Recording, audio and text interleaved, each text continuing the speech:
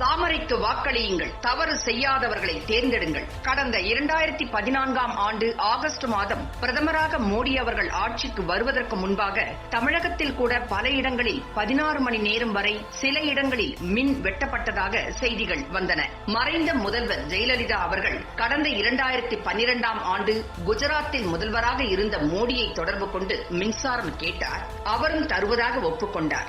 ஆனால் மத்திய மின் தொகுப்பில் இருந்து மின்சாரத்தை பகிரும் மின் பாதைகள் பல தசம ஆண்டுகளாக செப்பனிடப்படாமல் கிடந்தது. இதை ஜெயலலிதா அப்போதிருந்த காங்கிரஸ் திமுக அரசின் கவனத்திற்கு எடுத்துச் சென்றார். ஆனால் மின் பாதைகள் செப்பனிடும் திட்டத்திற்கு 80,000 கோடிகள் வரை செலவாகும், எனவே இப்போது செய்ய முடியாது என கைவிரித்து விட்டனர். இதனால் மாநிலங்கள் வெளியிலிருந்து மின்சாரத்தை பெற முடியாமல் தவித்தன. இந்த குறைகளை எல்லாம் நீக்கி இன்று தரமான மின்சாரம், தடங்கல் இல்லாத மின்சாரம், மிகை மின் உற்பத்தி என கிடைக்க காரணமாக இருந்தவர் யார்? நம் பிரதமர் மோடிதான். அது மட்டுமா, காங்கிரஸ் ஆண்ட 60 ஆண்டு காலத்தில் தேசிய நெடுஞ்சாலைகள், கிராமப்புறங்களை நெடுஞ்சாலைகளுடன் இணைக்கும் அத்தனை சாலைகளும் ஒரு முறையாக பராமரிக்கப்படவில்லை. ஊழல் அரசியல்வாதிகளின் தலையீட்டால் சாலைகளுக்காக ஒதுக்கப்பட்ட பணம் திசை மாறி உடனுக்கு உடன் போடப்படுவது இல்லை. போடப்பட்ட சாலைகளும் ஓராண்டிற்குள் குண்டும் குழியுமாக மாறிவிடும். நகரங்களில் இருந்து கிராமங்களுக்கு செல்ல மக்கள் பயப்படுவார்கள். நெடுஞ்சாலைகளும் கிராம சாலைகளும் தரமற்று கிடந்ததால் பேருந்துகளில் மக்கள் பின் சீட்டுகளில் அமர்வதை தவிர்ப்பார்கள். கர்ப்பிணி பெண்கள், நோயாளிகள் பயணிக்க முடியாமல் அவதிப்பட்டனர். ஆனால் இன்று நிலைமை அப்படியா உள்ளது?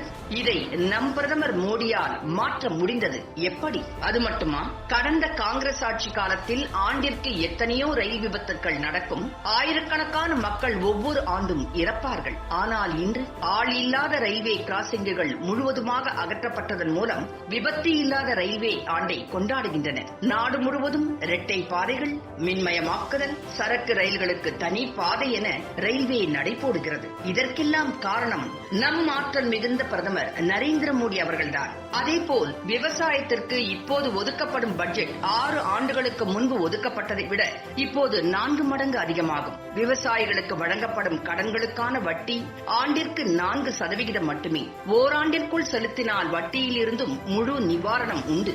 இழப்பு ஏற்படும் போது செலவு முழுவதையும் திரும்பப் பெறும் காப்பீடு வசதிகள், நுண்ணீர் பாசனத்திற்கு 90% வரை மானியம், கூட்டு பாசன கிணறு திட்டங்கள், விவசாயிகளுக்கு ஆண்டிற்கு ரூபாய் 6,000 வங்கிக் கணக்கில் செலுத்துதல், 27 வகை விளை பொருட்களுக்கு ஆதார விலை வழங்கப்படுகிறது. இதன் மூலம் இன்று உணவுப் பொருள் உற்பத்தியில் பஞ்சமில்லை. இறக்குமதி இல்லாமல் பருப்பு வகைகள் தாராளமாக கிடைக்கிறது. அரிசியை சீனாவிற்கே சப்ளை செய்கிறோம். உலகத்திற்கே அரிசி அனுப்பும் தாய்லாந்து இன்று நம்மிடம் அரிசி வாங்குகிறது. குடும்ப அட்டை மட்டும் இருந்தால் போதும். அதை கொண்டு ஒரே நாடு ஒரே ரேஷன் திட்டம் மூலம் வெறும் 100 ரூபாயில் கன்னியாகுமரி முதல் காஷ்மீர் வரை ஒரு சாமானியனால் தனது குடும்பத்துடன் எங்கும் வாழ முடியும். அனைவருக்கும் வங்கிக் கணக்கு, அனைவருக்கும் வீடு, அனைவருக்கும் இன்சூரன்ஸ், அனைவருக்கும் குடிநீர், அனைவருக்கும் கழிவறை, அனைவருக்கும் மருத்துவ காப்பீடு, அனைவருக்கும் சமையல் எரிவாயு, அனைவருக்கும் தரமான கல்வி, அனைவருக்கும் செலவில்லா மருத்துவ கல்வி. இப்படி மக்கள் எளிதாக வாழும் வகையில் புதிய சாதனை வரலாற்றை படைத்தது யார்? நம் பிரதமர் நரேந்திர மோடி அவர்கள்தான். எனவே தாமரைக்கு வாக்களியுங்கள், தவறு செய்யாதவர்களை தேர்ந்தெடுங்கள்.